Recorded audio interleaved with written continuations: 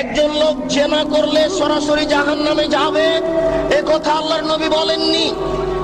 একটা লোক চুরি করলে সরাসরি জাহান্নামে যাবে, এ কথা আল্লাহর নবী বলেননি। পিতামাতাকে গালি দেওয়া পৃথিবীর দ্বিতীয় মহাপাপ।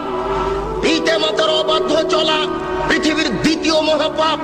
এরপরেও যদি মানুষ পিতামাতার অবাধ্য চলে, সরাসরি লোকটা জাহান্নামে যাবে, এ কথা আল্লাহর নবী বলেননি।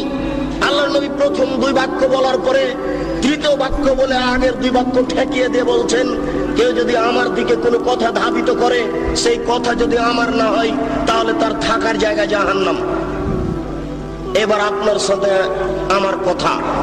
আপনি যেদিন ক্লাস 2 এ পড়েছিলেন, সেদিন একটা গল্প পড়েছিলেন।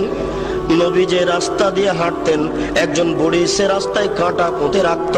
নবীর পায়ে কাঁটা ফুটলে বুড়ি খুশি হতো। একদিন দেখলেন নবী রাস্তায় কাঁটা নাই। তিনি ভাবলেন বুড়ির কিছু হয়েছে। তিনি বুড়ির বাড়ি গেলেন, দেখলেন সত্যিকারই অসুস্থ। তিনি পরিচর্যা করলেন, বুড়ি ভালো হয়ে গেল। ঘটনা যে মিথ্যে? জি না। আমার হায়াত পর্যন্ত সময় থাকলো আমার দিনী ভাইদের উপরে। আপনার হায়াত পর্যন্ত সময় থাকলো, আপনি আমার হায়াত পর্যন্ত এর সত্যতা প্রমাণ করতে পারবেন না ইনশাআল্লাহ।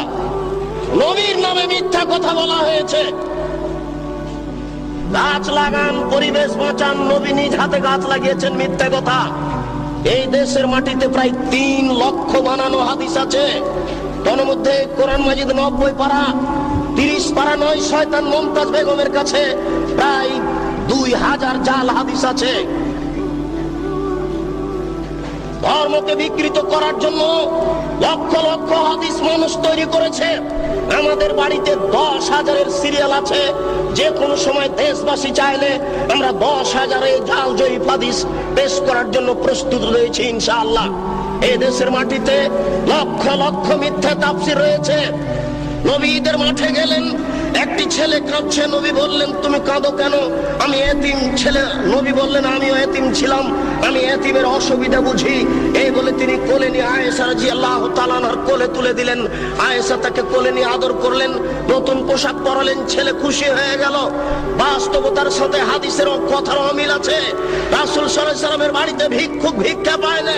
বহু ভিক্ষুক ফিরে গেছে, তার বাড়িতে ভিক্ষা দেওয়ার কোনো ব্যবস্থা নেই। সেই বাড়িতে নতুন পোশাক থাকলো, এটাই বা হয় কি করে? সাথে সাথে আর কোনো প্রমাণ নাই। নবীর নামে কথা মিথ্যে ছড়ানো হয়েছে। তারই ভিত্তিতে আপনারা ঈদের নামাজে নতুন পোশাক পরার জন্য প্রস্তুতি গ্রহণ করেছেন।